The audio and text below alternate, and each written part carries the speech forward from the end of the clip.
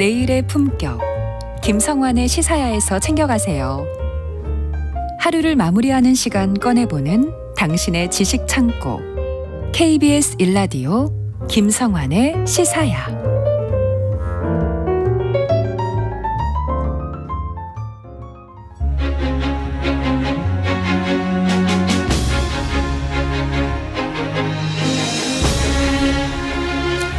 제78주년 광복절, 일제로부터 해방된 기쁜 날이지만 8월엔 광복절과 함께 우리가 잊어서는 안 될 치욕적인 역사도 있는데요. 1910년 8월 29일, 바로 나라를 일제에 빼앗긴 경술국치입니다. 헌적 역사, 오늘은 나라의 주권을 빼앗기는 상황에서 자결을 한 분들의 얘기를 해보려고 합니다. 이규환 히스토리텔러 나와 계십니다. 안녕하세요. 안녕하세요. 네, 경술국치 이후 자결 순국한 인물이라고 하면 매천 황현이 가장 먼저 떠오른다는 분들이 있을 거예요. 그렇습니다. 이 매천 황현 선생은 전남 구례에 응거하고 있었는데요. 네. 8월 29일 날 이제 강제 병합 소식이 조인됐다는 소식을 듣고 그 일주일 지난 날이었어요. 9월 6일 날 이제 들었는데 그 소식을 들은 동생이 황현한테 이제 분통을 터뜨렸다고 합니다. 나라가 망했는데 왜 아무개공 누구를 이제 지칭하면서 그런 분처럼 인망이 두터운 분이 죽지 않고 있는 거냐라고 해서 실명을 거명하면서 욕을 했는데, 그러니까 이제 매천이 나는 그러지 못하면서 남이 죽지 않는다고 해서 뭐라고 해도 되겠느냐. 나라가 망한 날에는 누구나 다 그렇게 생각을 하고 죽어야 되는 것이다. 뭐 이렇게 얘기를 했다라고 합니다. 이게 무슨 얘기예요? 뭔가 결심한 거예요? 그렇습니다. 그래서 그 이틀 뒤 9월 9일 새벽인데 매천이 그 호련히 붓을 들어서 절명시 4편하고 그 순국의 변이라고 해서 유서를 써내려갔는데요. 네. 특히 매천이 쓴 그 순국의 변 유서에서는 솔직히 말해서 당신은 죽어야 할 의리는 없다라고 이제 전제를 하는데요. 왜 그러냐면 당시 한국 나이로 56살이었는데 그 매천이 사실 그 56년을 살 동안에 평생 벼슬 한 적이 없었거든요. 내가 그 경술국치가 이루어지는데 하다못해 강연이나 이런 걸로 들어가 있으면은 거기에 대해서 책임의식을 느꼈을 텐데 그런 건 아니지 않느냐. 국록을 안 먹었기 때문에 직접적인 책임이 없다 뭐 이렇게 얘기한 거죠.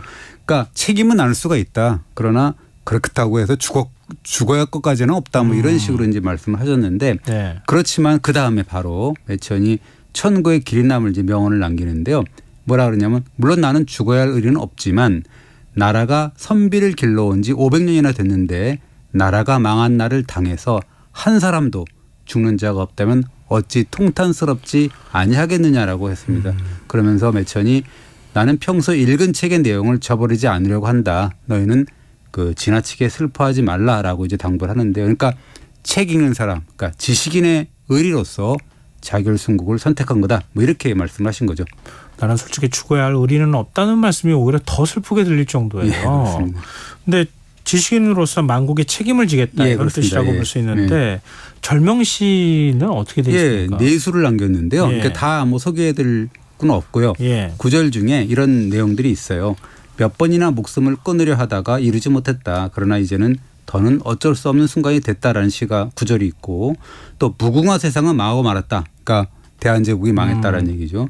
글 아는 사람 구실이 어렵기만 하구나라고 이제 하는 그 한탄, 그리고 국록을 먹은 바가 없으니까 죽는다는 것은 살신성난 그뿐이지 그렇다고 충성은 아니다라고 이제 읊었는데요. 한마디로 말하면 지식인 구실을 하기 위해서 자기를 순국함으로써 뭔가 살신성인 인을 이루고자 할 뿐이다. 그러나 황제를 향한 충성이나 이런 거는 아니다. 이렇게 이제 이야기를 한 거죠. 얼마나 고민이 많았을까. 그렇죠. 그런 게 이제 느껴지는데요. 근데 또 한편으로 생각하면 이렇게 꼭 자결순국했었어야 하나?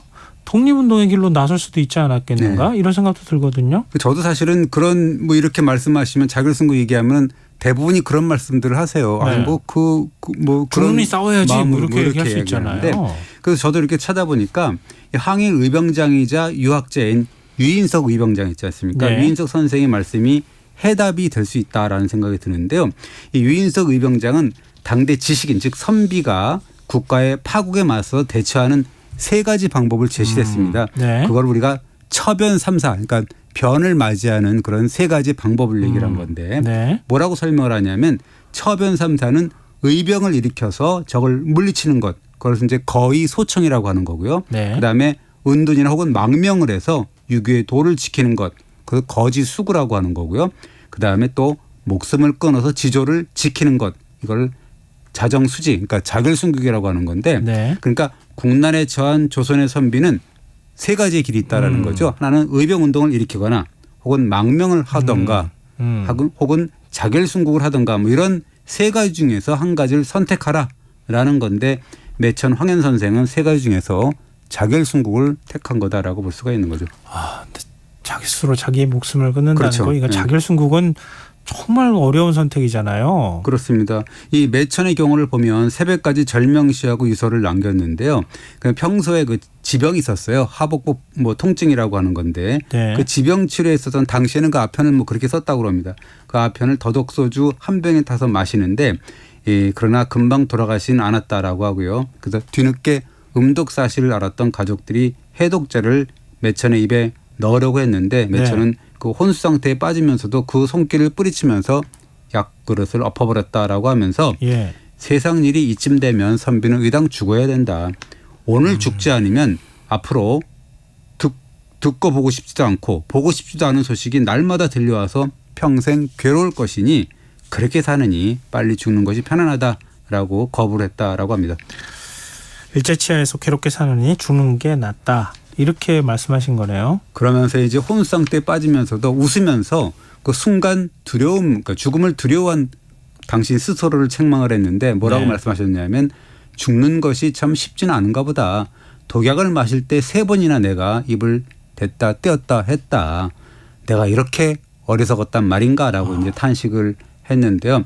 음독한 지 꼬박 하루 만인 10일 새벽에 56세 춘추로 운명하고 말았다라고 합니다.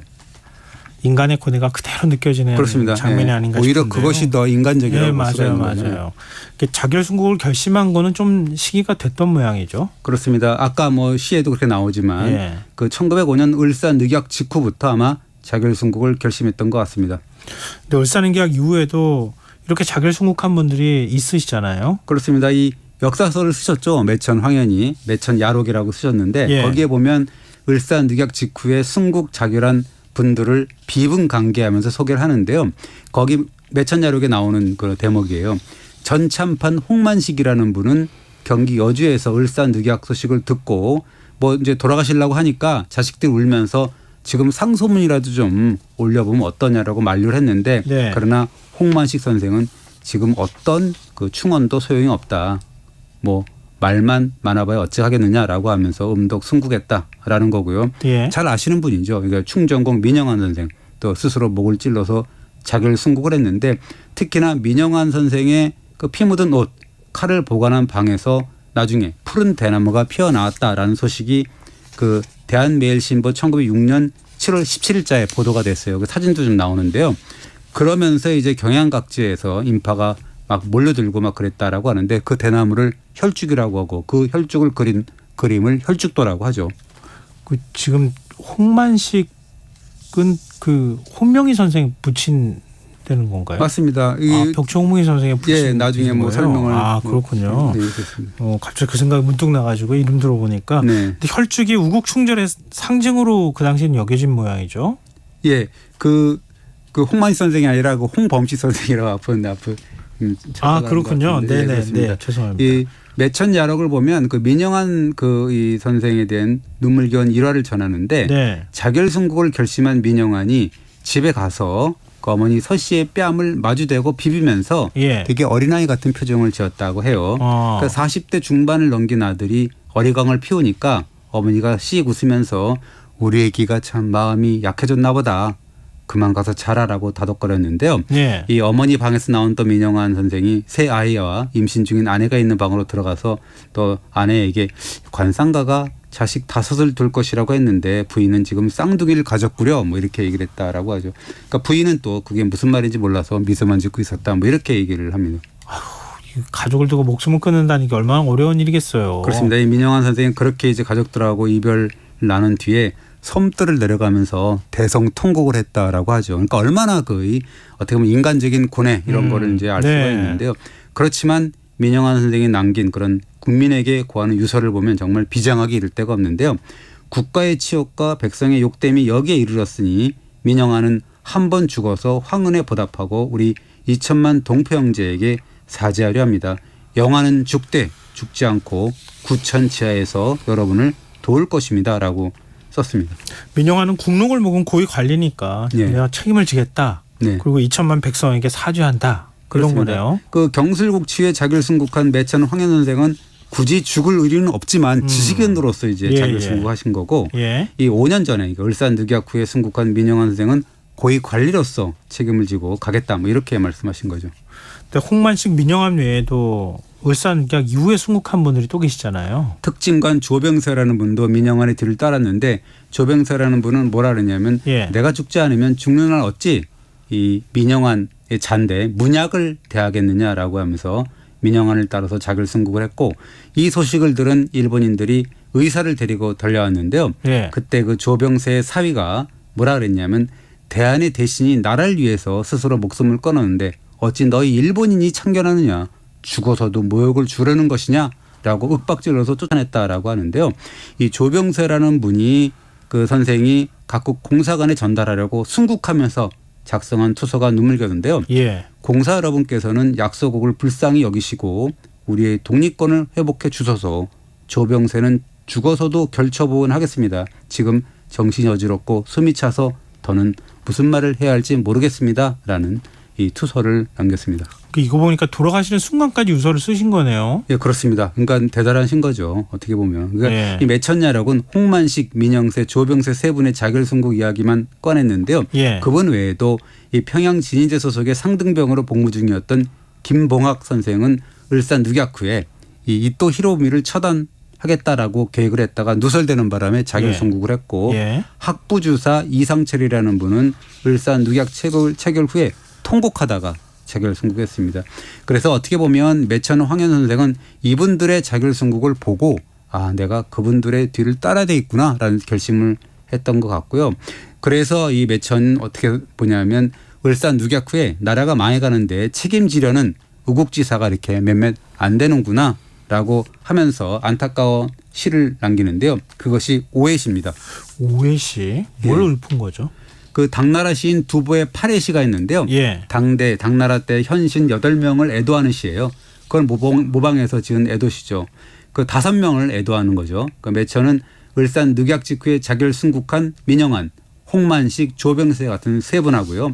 이미 작고한 우국지사 이건창 그리고 아직 순국하기도 전인 유학자이자 의병장인 최익현 면함 선생 있지 않습니까? 예. 그 두 분까지 넣어서 5명을 읊었는데요.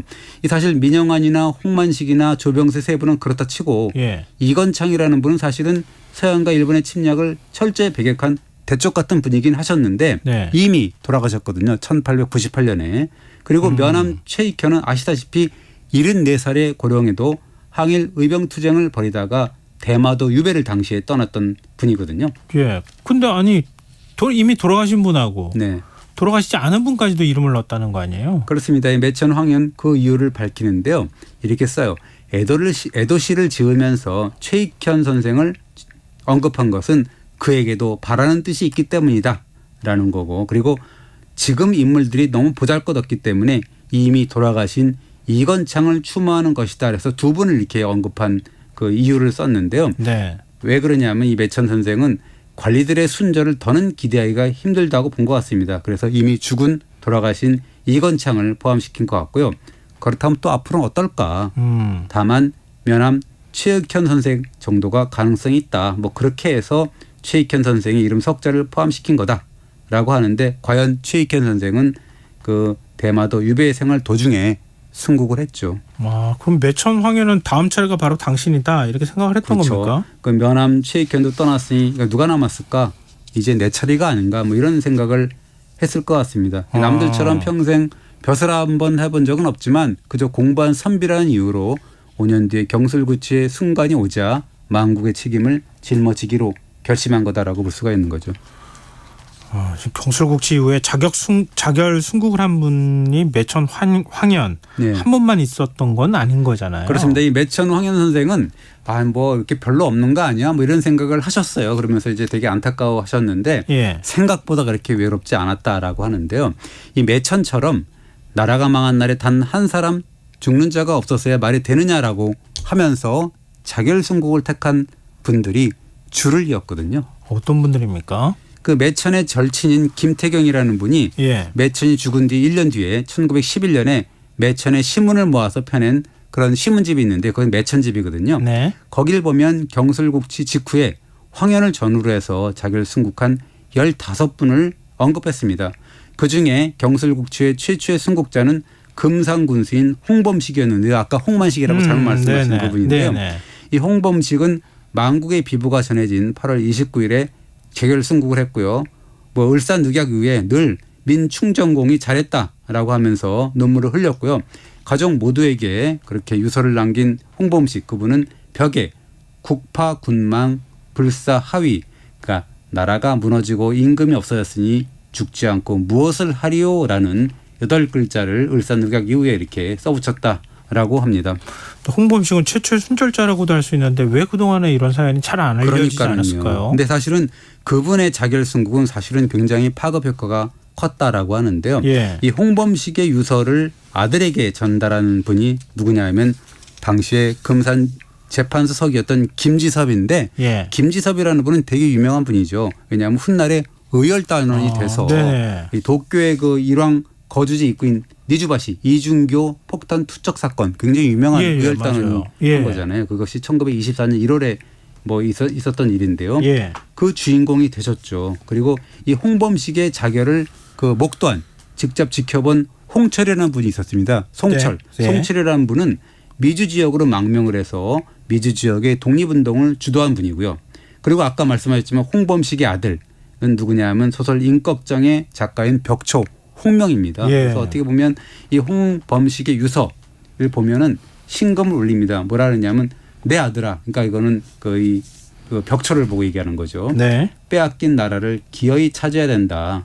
죽을지언정 친일을 하지 말고 먼 훗날이라도 나를 욕되게 하지 말아라 라고 했다라고 합니다. 죽을지언정 친일을 하지 말고 네. 먼 훗날에라도 날 욕되게 하지 말아라. 이거 무서운 얘기일 것 그렇습니다. 같아요. 후손들이 받아들일 때는 절대 친일할 수가 없는 그렇죠, 거죠. 그렇죠. 네, 그럼 좀 나라를 위해서 목숨을 바쳐야 되는 그런 상황이 된 거죠. 네, 맞습니다. 근데 이 매천이 그토록 강조했던 국록을 먹은 이의 순절 이게 네. 금상군수 홍범식이라고 할 수 있겠네요. 그렇습니다. 그래서 이 원래는 그 매천 선생이 국록을 먹은 사람들이 왜 이렇게 그냥 뭐 쉽게 넘어가느냐라고 했지만 막상 이게 나라를 잃고 하니까 그분들이 굉장히 뭐 줄을 이었다라고 볼 수가 있는 건데요. 또 다른 분들도 있었어요. 형조판서를 지낸 김석진 이분이 자결순국하니까 외국 공사들과 상인들도 오로지 충신은 김석진 뿐이다라고 칭송을 할 정도로 굉장히 이 자결순국을 하신 분이고 예. 그 공조참의를 지낸 이만도 이분은 경술국치 후에 24일간이나 단식을 했는데 순국을 했습니다. 이분의 그 글을 보면 절명시를 보면 처음에 한 7일 정도 지나면은 굉장히 정신도 혼미하고 막 그러거든요. 예. 근데 열흘이 넘어가고 20일이 지나면 정신이 오히려 맑아져 가지고 굉장히 그렇게 그 자기를 순국의 그런 의지를 뭐 아주 되게 그 공공연하게 얘기하고 막 그런 절명시를 남겼습니다. 예. 그뿐만 아니라 동부승지를 지냈던 장태수 그다음에 전 사원부 지평 정재건 전 우승지 이재윤 유생 김지수 전 첨정 정동식 유생 이학순 의관 송익면 그다음에 유생 오광표 이근주 김영상 유생 조장하 뭐 이런 분들이 있는데요. 네. 이분들은 어떻게 보면 매천집에 소개된 분들이에요.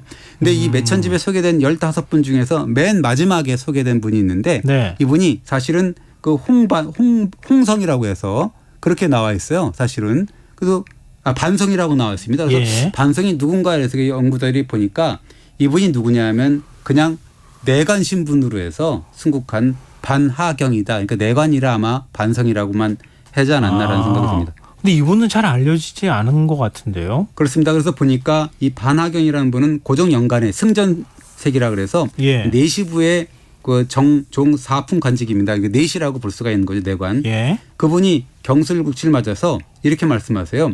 비록 내가 내시의 신분이지만 나라가 망했는데 어찌 따뜻한 방에서 죽을 수가 있겠는가라고 하면서 방에서도 죽지 않습니다. 대르변에 나가서 활복 자결을 했다라고 하는데요. 돌이켜보면은 배웠다는 유생과 공록을 먹은 관리, 그다음에 평소에 천대받았던 그런 내시까지도 이랬다는 건데요. 어떻게 보면 매천 황현 선생의 순국길 그렇게 외롭지만은 않았다라는 사실을 알 수가 있습니다. 이분들의 정절이라고 그래야 될까요? 이걸 네. 어떻게 받아들여야 되나. 한편으로 당혹스럽기도 하고 또 감동스럽기도 하고 그런데요. 그렇습니다. 왜냐하면 이분들이 이렇게 자기를 선택하실 때 네. 그때 그 내각이 있다고 하는 사람들은 공작 자기를 받고 그랬던 시절이잖아요, 지금. 그분들 중에서 이제 김석진이라는 분은 그런 자기를 안 받고 네. 자결 순국을 택한 거니까 대단한 거죠.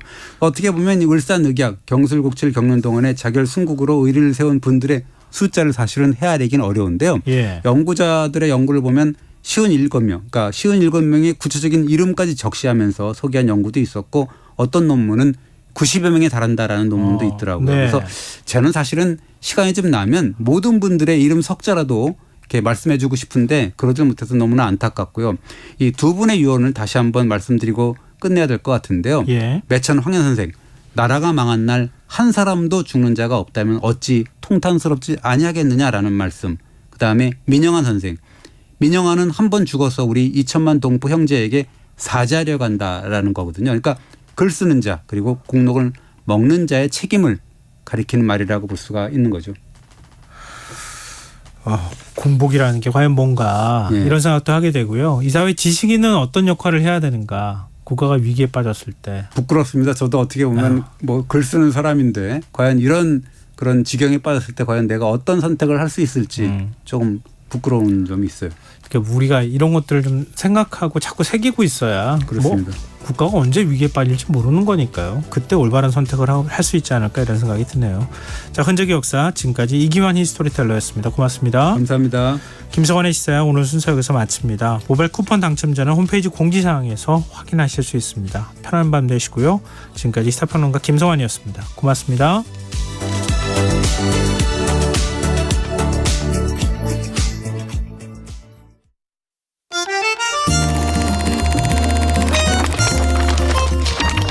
강유정의 영화관, 정여울의 도서관.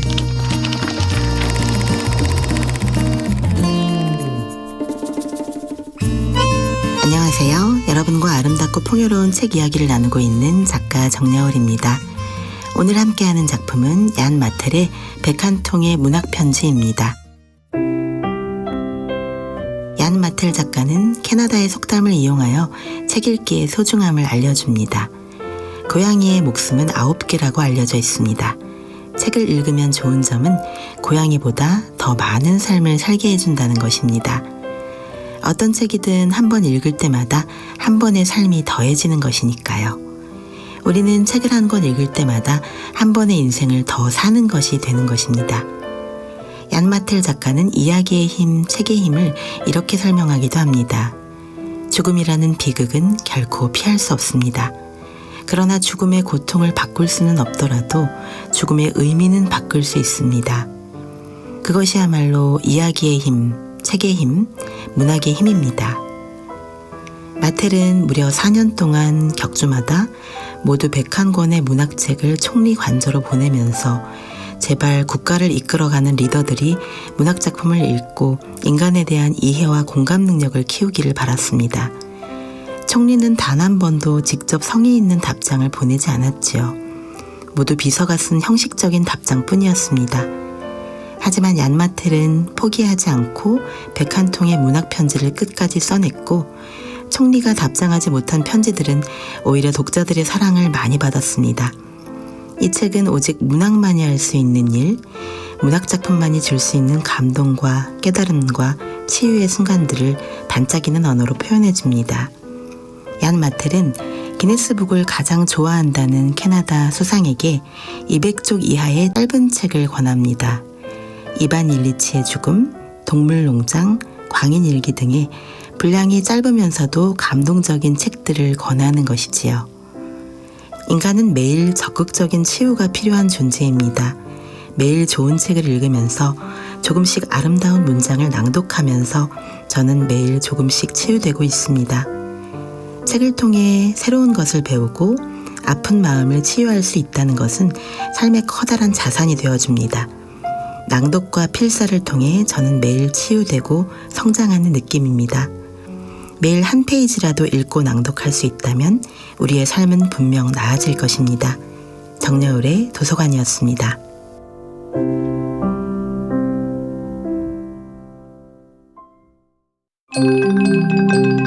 KBS 기상통보. 안녕하십니까. 기상청 8월 15일 밤 11시 발표 기상통보입니다. 특보사항입니다. 동해안을 제외한 전국 대부분 지역에 폭염